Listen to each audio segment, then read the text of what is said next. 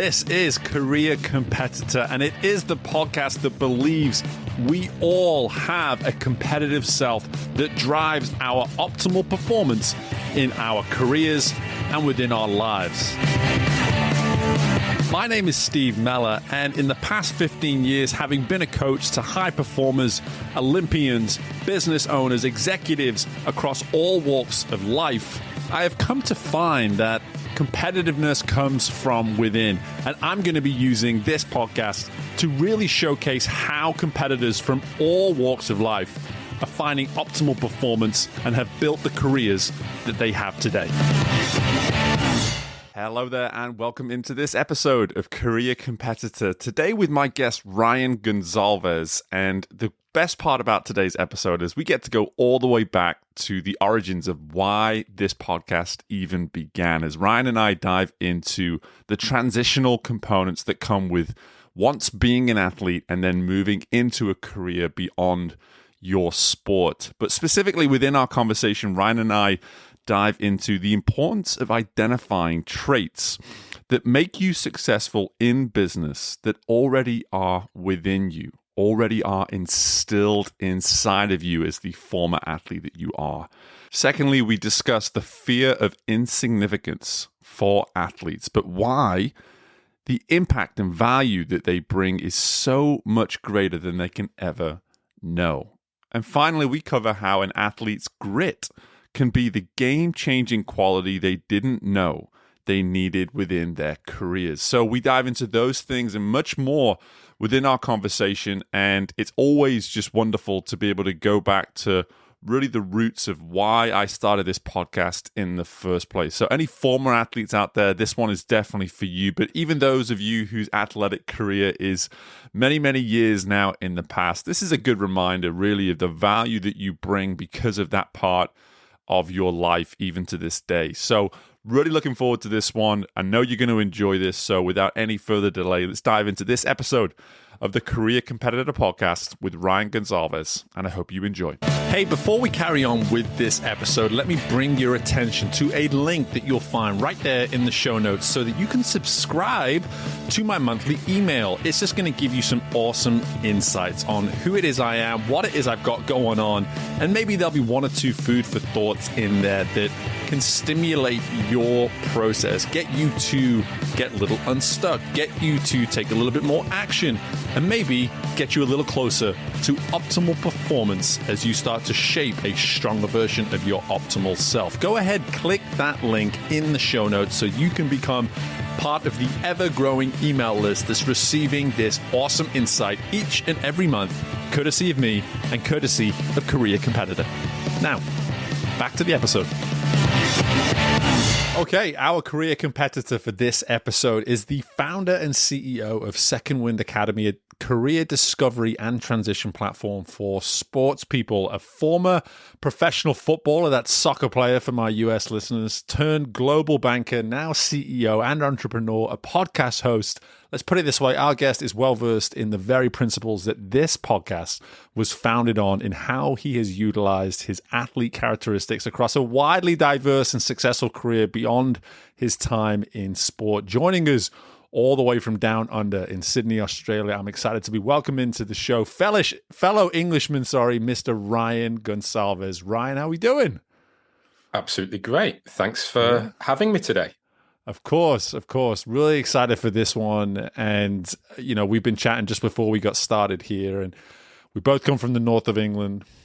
We've both already realized that we support teams that are very much in conflict with one another, and yes, that's okay. That's part of it. But at the same time, we've also realized that we're going to have a ton to talk about here today, just in terms of really what my show was born on, and what I'm really excited to learn about your podcast as well, which shares similar principles, but really the business that you've now created for yourself today as well obviously embodies so much of what we're about on this show too. So why don't we just start in the present moment? Tell us all about what you're doing today, what Second Wind Academy is all about. Just fill everybody in on what they need to know. Yeah, absolutely. Second Wind Academy is, as you described, it's a platform focused on supporting elite athletes to find their second wind as they transition away from the game towards a career and a fulfilling life that they've got to lead ahead of them. And the way it's based is I've essentially spent my time speaking to athletes, in fact, bringing in principles that have supported me through my banking and innovation life to listen to athletes and ask them, so talk to me about the experience, talk to me about what it has been like for you as you have looked for what you do next to find that next chapter. And, you know, like a researcher, I've been listening and just trying to support and build and then be able to play back. Oh, well, based on what you've said, it sounds like this is an experience that you would like to have. And now I'm putting that experience or that research into play and supporting, I guess, those next athletes come through.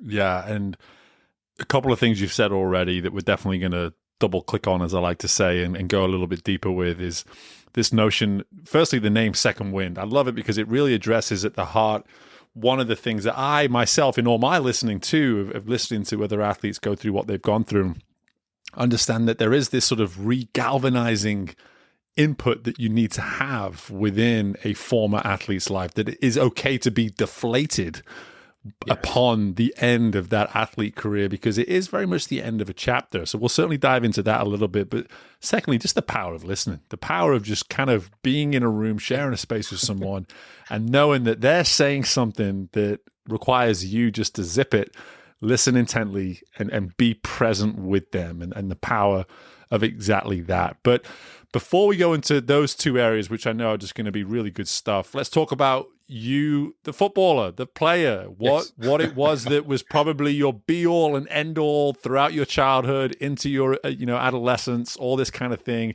Talk us through your professional football career and really what that looked like and what that did for you.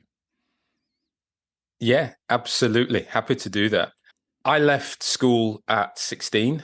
So I was a junior at Leeds, played there. But at 16, I went and signed apprenticeship terms or scholarship at Huddersfield Town. And I played there in their junior teams, played in their reserves, and really battling to get into that first team. I managed to have about 4 years at Huddersfield and had a hernia, had a couple of injuries, which meant I never quite reached that level to break in and essentially achieve my dream to, essentially captain England. But what that meant for me was having to make a decision point on, do I continue striving to try and make it in the game, or do I start to move down more of a dual path, a dual career? Mm-hmm. I chose a dual career. I went to university, actually in Huddersfield, continued to play at a semi-professional level. And through my studies and football, that gave me the opportunity to live, travel, study overseas. So I found myself going to work and play in France, in Belgium, and also spent some time coaching soccer over in the US as well. Mm-hmm. Yeah. What I love about that is you found a way to sprinkle in parts of what you knew were going to be maybe required in the future while you were still pursuing what your born and bred passion was. Like, you never really let go of the game of football until it was just like the career is ready. Like you're almost hitting the ground running, so to speak, with your career. Right. So I never really let go. And it's, to be honest, to this day, football still plays, in fact, sport in general still plays a significant part of my life. Sure. And I was very comfortable with that dual track approach. It was something where I was interested and challenged during the daytime, let's say, working in office and studying. And then I was also able to be challenged and passionate with everything I was doing outside of that, playing football and learning and developing. And actually really cool doing it in different languages and learning different styles of play, how we, very attack focused, very different in France. And it was actually much more technical to some regards, or wanting to be technical, but extremely physical when I found myself in the US and where the game was essentially developing, 20 years ago. Yeah. And so while around you, the game of football, you could see all the intricacies and those little caveats that made the game what it made the game in those specific parts and corners of the world. I'm curious, when did you maybe start to see some of the commonalities between that post-football, that post-sport life? Because, again, it sounds like you were exposed to so many different people. I would have to assume leaving the game at different times, going through some of these transitional growth pains, if you will. What did some of those common elements of that initial transition after football start to look like as you were exposed to that? And I'll answer it in an odd way, perhaps. Yeah. As a footballer, as an athlete, you're so constrained by the rigors and requirements of achieving excellence in the sport. And so every year the longer I was a student or a young executive at GE, whilst playing football, I got to see more of the world. I got to see more people. My mind was opened up. And what I started to recognize was my ability to connect with individuals on the football field, and in most teams play end up becoming the captain or being part of the leadership team. Mm-hmm. I started to see similarities in the way I could create a team or bond with a team outside of the game as well. So in that corporate culture. Yeah. And bit by bit, I started to see this link. I started to recognize, the personality traits that you might have in a sports team, the one who's flamboyant, the ones who are aggressive. And I started to recognize or piece together those similar traits in the business world, in, building an effective team. And that's where I've started to think, hey, there's something in this. There's a reason why this is good. There's a reason why I'm interested. There is a reason why I keep coming back to this. And that's where those common traits or that thread started to really develop. Yeah, I find that, well, as someone who's started his own company in the last 2 years, our stories align more so than we'll probably either of us will be able to accept as we get to know one another more and more. But the one thing I was going to say is, like, as I've now moved into executive coaching in the last 2 years and working with business owners, working with leaders, working with just people at any point in their careers, the amount of conversations I'm having in a private setting that immediately take my mind right back to 5, 10, 15 years ago, to being in that same conversation with a swimmer, with an athlete, with someone who is going through a very similar situation. And what I hear there is that those situations are universal. Like those transitions that you are now obviously so committed to resolving and helping and supporting. Yeah. Clearly, it's a universal, I hate to use the word problem, but it's definitely a universal element that is worth acknowledging, and clearly why you're doing what you're doing now. Yeah, absolutely. I think it is. And it's perhaps even more universal than recognized, because you have individuals who go through it. So as I speak to athletes across different codes. So whether I'm speaking to someone who is a sprinter or someone who is a professional golfer, as you speak to them and talk to them, they think, yeah, it's quite unique. My situation, this sport, this transition. And the small group work that I do with these individuals, where I get them across code, they realize very quickly, oh, you're struggling with that too. Yeah. I thought it was just me. And that helps to break down those barriers and really for them to piece together these things. And that's something that I found working in banking and digital and innovation is you have these problems. And one of the first things you need to do is understand, well, who am I and what do I want to be? And, it's not what do I do, but it's what do I want to be? Who do I want to help? And so it's it's different, but it's a very similar question set and process that one goes through when trying to figure out one's purpose. Be you an athlete who spent 12 years with your whole life being focused on one thing, or indeed it's a business and you're trying to carve away in a new marketplace. Exactly. And what I found very interesting as I was doing my research and looking at the work you're doing today is that there's clearly an effort on your part to be approaching professional athletes, at least either currently professional or formerly professional, whatever it may be, people that have been doing and pursuing their sports at the highest level, arguably for the longest as well. Yeah. And when you look at that clearly that very deliberate term of second wind. I'm curious, what do you maybe notice about the levels that these professional athletes are coming from in terms of just how they're experiencing that? And I use the word loss deliberately because I've worked with a lot of athletes on this notion of accepting that moving on from your sport is a form of loss. You know, what does that coming from such a height as a pro athlete into a new world and leaving that pro athlete behind, what is it about that that is clearly deflating that requires services like yours? Yeah, absolutely. It is a drop off a cliff, is the way it's been described to me. And one gentleman, he said to me, you know, I've spent my whole life telling everybody I'm a professional athlete. I want to become a professional athlete. And suddenly that's going to stop. What am I going to tell people? I don't know what to say.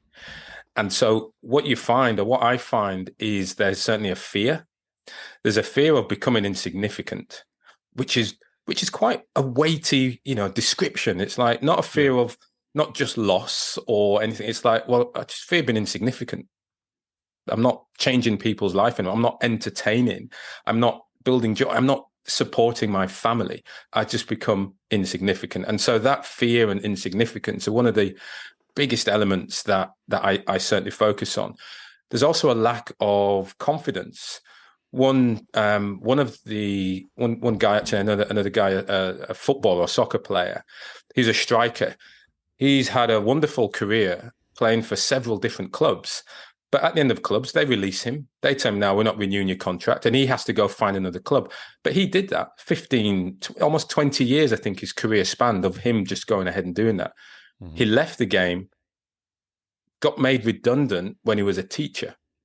And that all just about ruined him. He ended up on his ex's couch. He was struggling and all of that. And I asked him, but you've just spent 15 years of people telling you you're not good enough, and you keep going and scoring goals. And here, your first letdown and you stop. And he said, yeah, but I always knew I could score goals. It's just this belief, the confidence. I could score goals, didn't matter where you put me, and he could demonstrate that. But he said he just didn't know about teaching. He didn't know if he could do that again, and that ruined him. So there's that feeling of insignificance, and then there's this confidence on, well, am I actually any good at anything else? Because I've put my whole life into that. And so those are definitely some of those challenges, and it's then helping them to get clear, building clarity. This is what I can go ahead and do. This is what I'm good at, and sort of giving them a solid plan to go ahead and execute. Yeah, value is so simple when you're an athlete. It's like, do you score a goal or do you not? Do you put the ball in the basket or not? Do you run fast enough or do you not? You know, and like that. And sadly, a lot of athletes connect. Speaking about athletes as though I wasn't one, I was exactly the same. Once I wasn't diving in the pool and swimming anymore, I went through that same transition of how do I value myself when I look in the mirror if I'm not fast at swimming anymore? Yes. And it is so tricky, and it is such a downward spiral so quickly when you cannot, as a former athlete, attach yourself to a new form of value, finding a way to associate yourself with value through any lens that you can possibly find, even if it's not your own to begin with, because for whatever reason you can't let go of that previous value. How do you surround yourself and put yourself in situations where somehow you can become identifiable with value? You know, and as I'm speaking, I can just see you're dying to chime in, so go for it. Oh, no. I'm just like, what I'm hearing is, it is so true. And again, as a former athlete, I'm used to that extrinsic validation, that external validation. Yes. I make a pass, I can hear the crowd. The crowd like that pass, they like pass. Right, I've got it again. And there's another pass. Yeah, great, I got it. Oh, what a tackle. And so it's within a 90-minute period, right? I'm getting, well, however many touches of the ball. I didn't have that many touches, unfortunately. I was and a very ugly centre defender. Right. But it's like for every touch tackle, I got a cheer or a jeer. And my manager would tell me. And so when you step away from that, it's like, well, how do I measure my value? Oh, okay, I measure it by an awesome PowerPoint presentation. Well, okay, am I going to get a cheer every slide or every sentence or every delivery that I do? And are we going to look back at it? And that loss, that value, it's then finding it, well, how do I, what is value if it's not 10,000 or 90,000 people cheering my name or, calling me out? And like you say, you probably get used to getting out of the swimming pool and looking up and people clapping and going, yeah, good. I guess that was a good set. I'm doing well. That's it. And trust me, when I was playing football, no one was coming to watch my games, and there was a reason. But so it was good because I wouldn't need to wait for the cheer because it wasn't coming. But again, this is what I'm so thankful that this podcast, when it started at a time when I was in sport, and it was easy for me to speak from that experience. And now that I'm 2 years removed from working daily in sport, now what I'm trying to always do is find ways to reconnect those that are not in sport and that maybe have never been in sport with the ideologies that surround what make people successful in sport, and why those same ideologies do transition so well. And they are so present, because just that piggyback now off what you were just saying in the business world, and which is why a lot of our listeners, they may have been athletes, but we don't really have current athletes for the most part listen. We have a lot of people working in the business world that listen. My message to you is this, that all those complaints that you maybe share with a coworker about not feeling seen, about not feeling appreciated in your job, this is the exact same thing. Like, Ryan, you're hitting it on the head. Like, no, we're not going to get cheered every time we click from one PowerPoint slide to the next. No, we're not going to get cheered every single time we finish that assignment or we send that email off. However, on some level, we are looking for that acknowledgement. We are looking for that appreciation. And it's what's so funny is that athletes, for those moments in a game where you're getting those cheers, there's 98% of the work that you're doing on the training field in practice that no one's cheering. You almost get used to that. And it's why I think athletes are so intrinsically, to kind of go one step further with your insight, they're so intrinsically motivated because they're actually so much more used to doing the work without the encouragement behind the scenes. Yeah, absolutely. I mean, for me, there are two almost, I'll say, base or underlying traits that I look for, tend to tease out when I get to speak to athletes who are at the point of transition or envisioning that transition. And overused word, I admit, but grit is one of those. And then the other one is this love of learning. And whilst I'm here, let me break down what I mean by grit. Please do. Yeah, please. Essentially, to me, it is this this energy, this unbridled energy and passion of wanting to do something, plus a resilience, and with the real clear dream of what they're trying to achieve. And so you mentioned it's that energy to continue to do something over a long period of time, that process, the bit that is unseen. So when you add that energy and resilience or perseverance, you get this, well, it's a long journey, but as long as I know I'm doing the right thing, then I'm just going to keep moving because I've got this dream, be it the trophy, be it appearances, be it winning something, or be it a sense of, wow, I won this great achievement. That for me is grit. And that's something that I believe a lot of elite or top performing athletes have that, needs to be broken down, which is, as I'm doing there, plus this love of learning.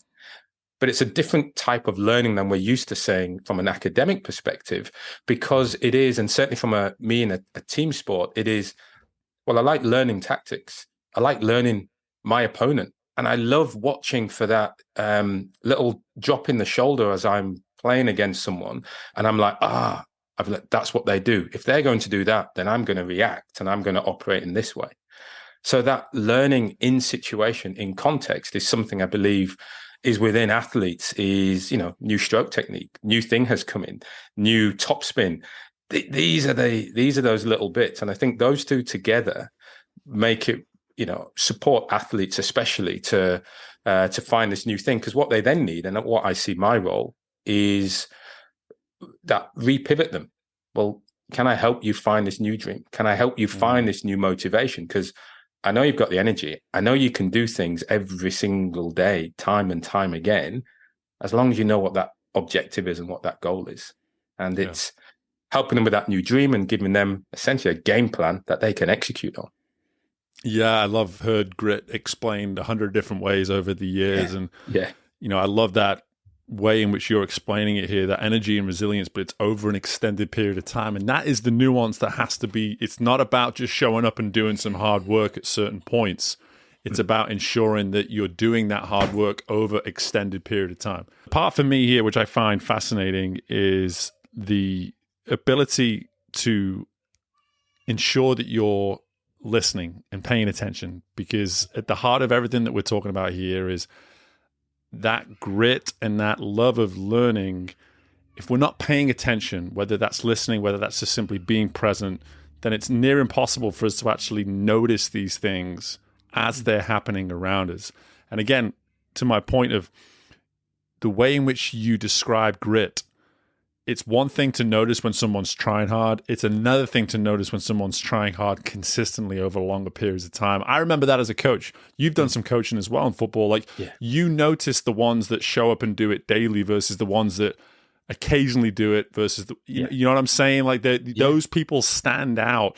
And that is the one thing I've always enjoyed about being around those type of individuals. Why I notice it from a mile away to this day when I walk into a place of work, and I'm like, okay, I can see the ones that are athlete minded in how they go about what they do. They're the ones that are always early, the ones that are always late, that always stay late, sorry, and the ones that consistently do more than what it is they're maybe being asked to do.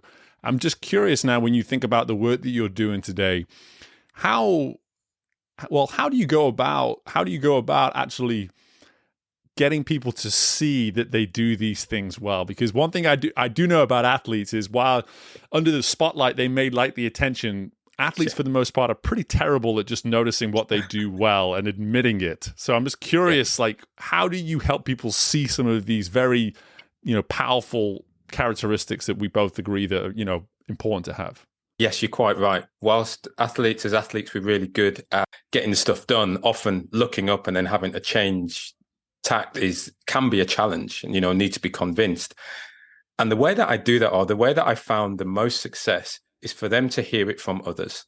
I love a good story. I find stories are compelling. They're a great way to learn, and they're also a great way for us to self-reflect. So often when we hear a story from somebody else, there's almost a part of us that quickly wants to say, oh, I'm a bit like that. How does that relate to me?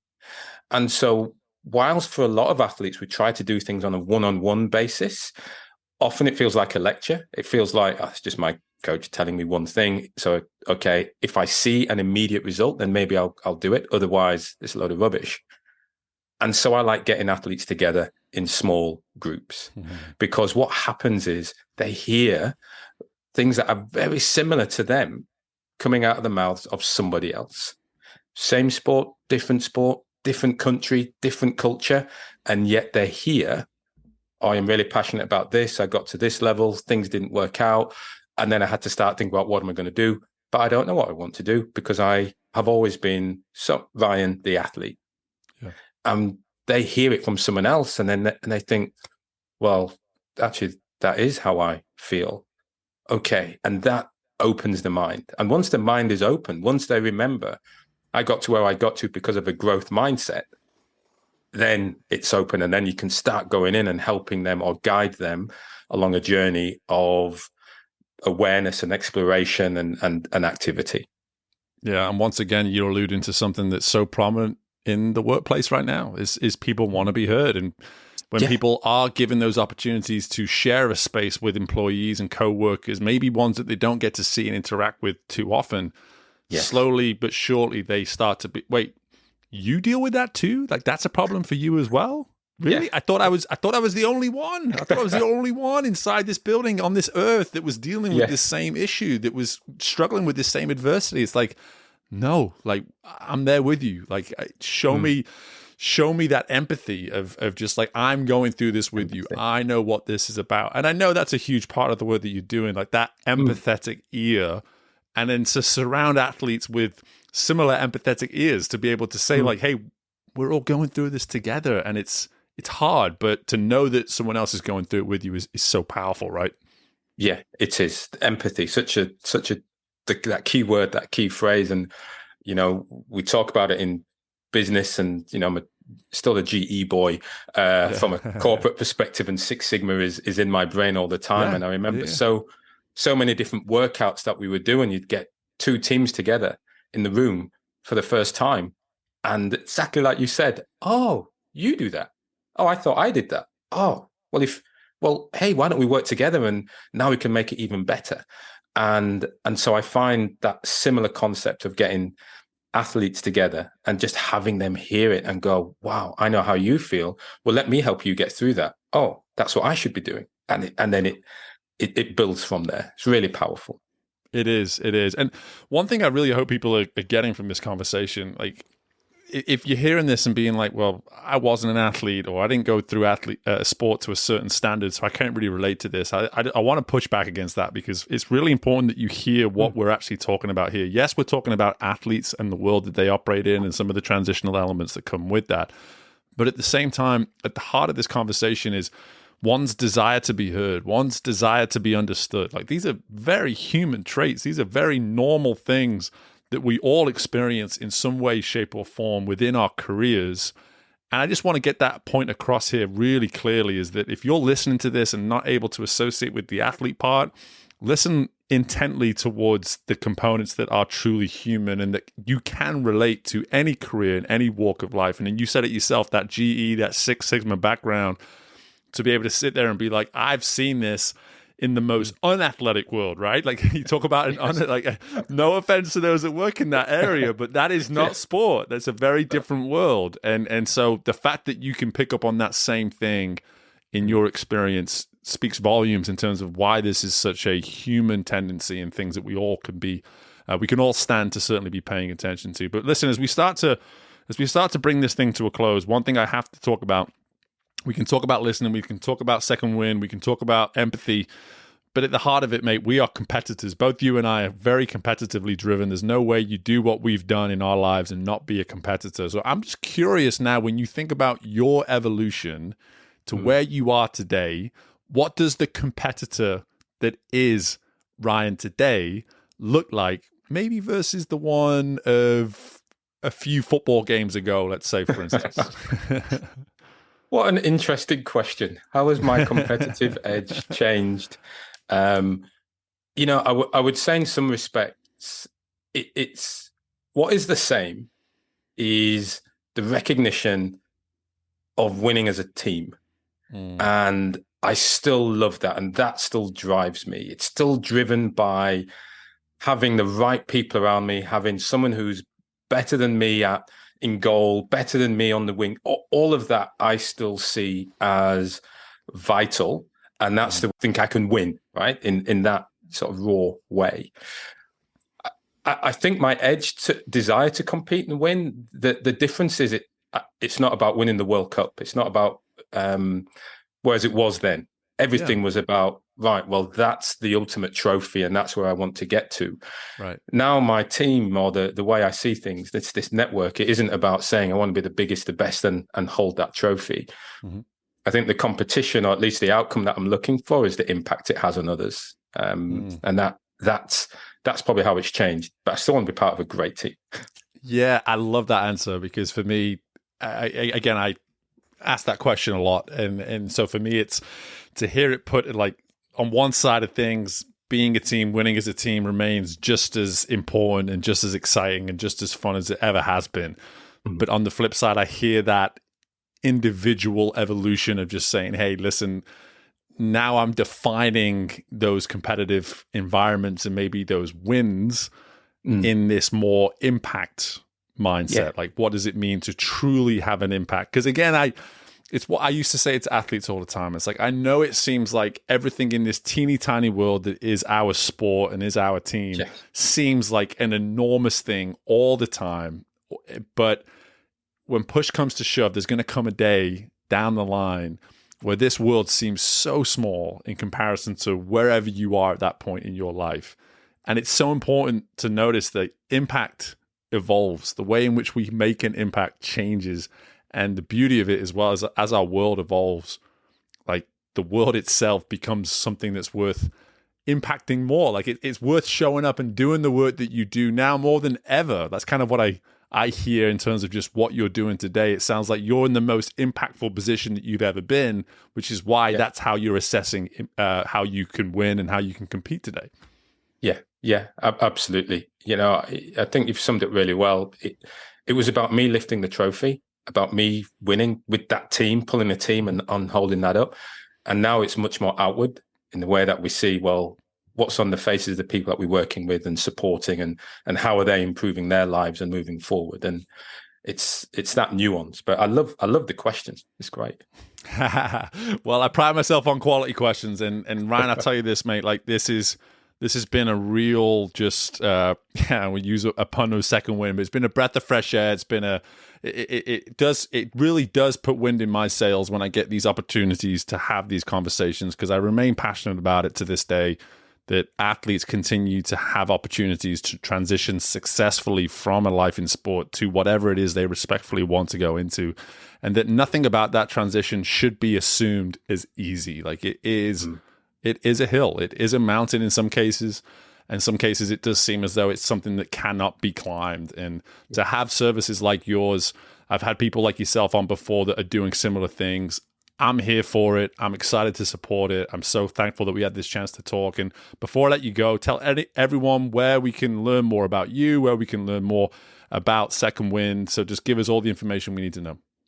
Absolutely. Thank you. Well, one of the great spots is going to be through the website, secondwind.io. That's 2ndwind.io.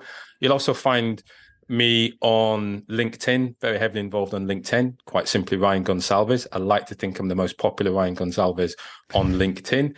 And of course, through the usual channels of Instagram as well, secondwind.io and Ryan Gonsalves. Yeah, and there you were thinking you weren't competitive, and you're trying to be the best Ryan Gonsalves on LinkedIn. So yeah. It's just you showed all your cards right there at the end. There we go. Love that. Brilliant. Well, Ryan, honestly, I'm so thankful for this opportunity. Thank you so much for joining Career Competitor, and just best of luck with anything and everything going on in your world for the remainder of 2023. Thanks for having me. Really enjoyed myself. All right. Good stuff. Thanks again for listening to this episode of Career Competitor. And before you leave, be sure to take advantage of your free one-time discovery call with me to see how I can be of service to you as a coach, or potentially even your team. Depending on what it is you're looking for at this point within your career, I want to be able to serve you with 30 minutes of my time to see how I can be of use to you and help you on your path of continued growth towards your optimal self in order to find optimal performance. Be sure to reach out to me, steve@careercompetitor.com, or just head to the website, careercompetitor.com. I look forward to connecting with you soon, and bye for now.